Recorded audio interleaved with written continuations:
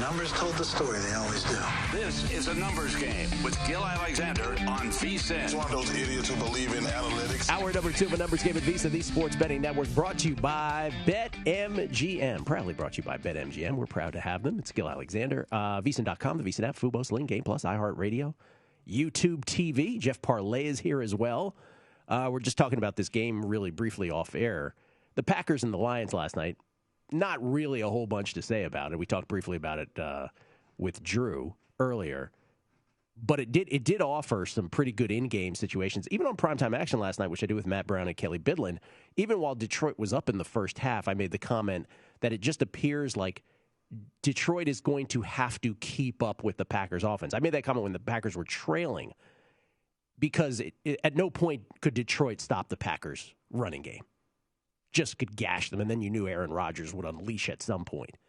But 35-17, you were saying you were in-gaming the Packers -4 at a couple occasions? Yeah, that was the halftime line. Yeah. The halftime line was either 7, which was -4 even, or 6.5, which was 3.5 -120. So I took the even, and didn't matter what number you got. You came home easily. And even in the middle of the second half, and this is, again, check your outs. Check which books. Check every one of the sportsbook apps you have on your phone wherever you are. There were multiple ones, and it's very rare it happens out here in Nevada just because of the age we're in. But one book in particular, in the middle of that drive, the first one of the second half, where Green Bay was at midfield, it was still -4 +105, -4 +110. It was like, Green Bay's going to score a touchdown in this drive. And it was the same scenario. Jared Goff played basically perfect in the first half. Yeah. That was not continuing the whole game. Detroit And it did not. Detroit does not appear to be, last year in Survivor, we had two things about Survivor. Last year in Survivor, we had the Jets to pick on a weekly basis. The Lions don't appear to be that team you want to pick on a weekly basis. I think now that Tyrod Taylor is out, the Texans appear to be that team in the short term. Certainly the Jaguars appear to be that team in the short term. By the way, did you see the Urban Meyer social media post? Like, we'll get better. Stick with, that kind of thing. Stick with us after 2 games. Oh, my. It's not University of Florida anymore. Oh, Lord, that quickly. So, and you also made a comment, because there's this rogue VSiN Survivor pool that you guys are playing. I wasn't aware of it. But you were saying, how could people pick Pittsburgh? And I want to caution against retroactive comments like that, because hindsight 2020. Well, yeah, because they didn't know T.J. Watt was going to get hurt after the first quarter, right? Like, so there's that. And by the way, the injury report on the Raiders was brutal too. So, speaking of retroactive, I want to show, this is a J&J Watering Hole on Twitter tweeted this to me. And this is an actual Circa survivor, pardon me. A gentleman, I assume, could be a woman, but an entrant who went the maximum 6 entries in Circa Survivor. Remember, it started with 4,080 entries, total entries. He had 6 of them. And it goes by Pele, 1, 2, 3, 4, 5, and 6. And before this week, this person decided to go 3 Browns and 3 Texans. Now, this is taking Derek Stevens' double option move to an extreme, because this isn't a Thanksgiving Day game or a Christmas Day game, obviously. This is a Week 2 game between a team that was a double-digit favorite and the underdog that was a double-digit underdog. And so the question becomes, A, is this insanity to sacrifice 3 of your picks? Or are we killing it retroactively because the Browns ended up winning the game? Because let's keep in mind, Tyrod Taylor looked like he might be able to pull off an upset in this game. The other sort of corollary to this is, for those who are like, I cannot believe this dude sacrificed 3 entries on the Texans. The other thing about this is he could have, if he thought the Browns were ripe for an upset, he could have just sat it out. Right? He didn't have to pick the Texans 3 times. Though, by picking the Texans, he would, I guess, incrementally, if you were power rating entries moving forward, he would probably have an advantage over most, if not all. But we're only talking about 2 weeks of the season at this point. Pretty bold maneuver. Bold is being kind, perhaps. Too early to do something like I think so, too. Too early. Like, if we even got to, like, week 9, maybe, like, somewhere in the middle of the season was when you start really considering it.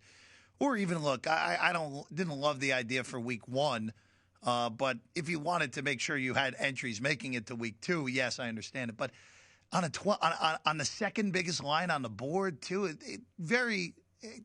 too early to do something like that. The only possible justification is, again, the incremental lead. If the Texans are actually going to win that game, he would have the Texans already in the hopper used. So it's like this, if you power rated them, an incremental lead for his entries. But the only way this is justified otherwise is if he thought it was going to be a complete week 2 bloodbath, where not only were the Browns going to go down, but so too were the Bucs and the Packers and whoever else was a big favorite, right? Like, that's the only way. Like, it's like this Survivor this year is going to be short, and I'm going to take the driver's seat. But wow, what a move. But it gets back to my theory also, Jeff, though, which is, again, I want to say this. Yes, you have an advantage the more Survivor entries you have. If you have 6 versus 1, yes, you have an advantage. But it is not 6 times the advantage. This is what I keep trying to explain to people. It's just an incremental advantage because you don't play those extra entries the way you would play your final entry. And by definition, and by the way, I'm not saying that's wrong, but by definition, only your last entry is the one that you are truly playing optimally.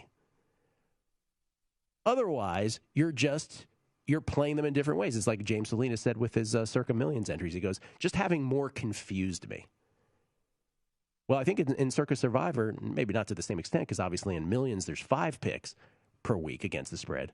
But I think there's a lot of truth to that, where it's just like, yeah, in the end, having 6 entries and having 5 entries and 4 entries and so forth, it only matters if you get to Thanksgiving with multiple entries.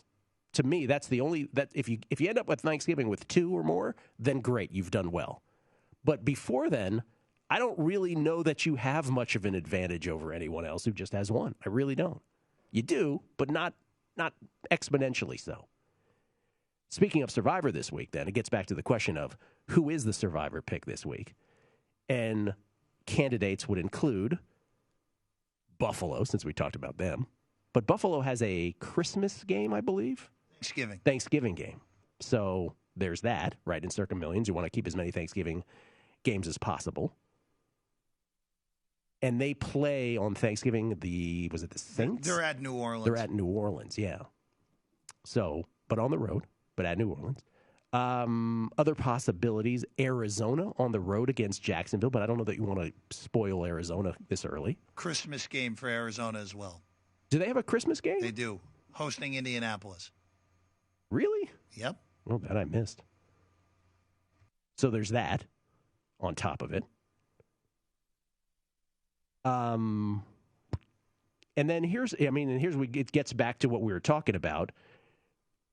You don't want to spoil, that's right. You don't want to spoil Buffalo or Arizona in that case. But then it gets back to, okay, Carolina on Thursday night at Davis Mills led Houston. You're shaking your head. You don't like that. Short week, first time on the road.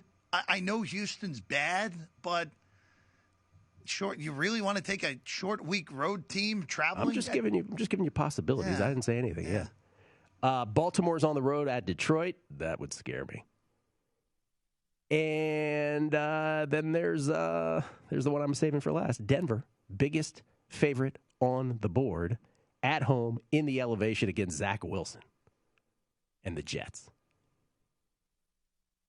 One other that I would consider. Oh, what's that? One other I consider would be Cleveland at home against the Bears. Oh, yeah, I missed that. Cleveland at home against the Bears. Well. But Cleveland also a team that plays. A lot of injuries. What's that? A lot of injuries. No, but they are also a Thanksgiving Christmas thing. Yes. So, again, a team you want to say. Green Bay, I had no problem using them last night, even though they fall under the quirks of the Circa Millions Thanksgiving Christmas thing. Let me ask you this, because Green Bay was the exclusive VSiN Survivor pool was my pick. But since you have 3 games on Christmas or Thanksgiving, the way I would look at it is if I were to take Cleveland here and leave myself with the 4 teams remaining in the 2 other games, I don't have a problem with that. So Cleveland plays Green Bay. Correct. So you would just throw that game out. If those teams are what we think they're going to be, you're probably not going to want to play that game anyway. Yeah. Listen, I get back to it. Hard to get to Christmas. This is all. Place. There's always luck involved in all of this to some degree, but at least there's some skill in getting to Thanksgiving. But as I said last year, I can get you to Thanksgiving. I might be able to get you after Thanksgiving. But what happens on Thanksgiving? It's the crapshoot. That's the I won't say the problem because we love playing Circa Survivor, but that's the issue this year is that they added more luck to it by adding the Christmas day on top of the Thanksgiving day. So you have 2 of those days where you're just like, okay, well, I got this far. Let's see what happens. If you're lucky enough to get that far. You know what it is to me? I haven't decided, but for me, it's Carolina versus Denver. Carolina versus Denver, I think, is what it comes down to. And the question becomes, who do I feel more comfortable with? Who does one feel more comfortable with in that choice? And then looking down the road, there is one opportunity to play, I think, both of them another time, each of them another time. So this is probably like the second to last possible usage of either of these two teams. So do you want to do the Thursday night short week on the road with Carolina, or do you want to just take Denver in the elevation against Zach Wilson and the Jets, which might be the most popular pick this week? I'd be surprised if it wasn't. Yeah. All right. We'll talk about our Circa entry picks. What we're thinking about playing. First look on a Tuesday. I definitely have 2. We'll see if I have more. Coming back on a numbers game at VSiN, the Sports Betting Network.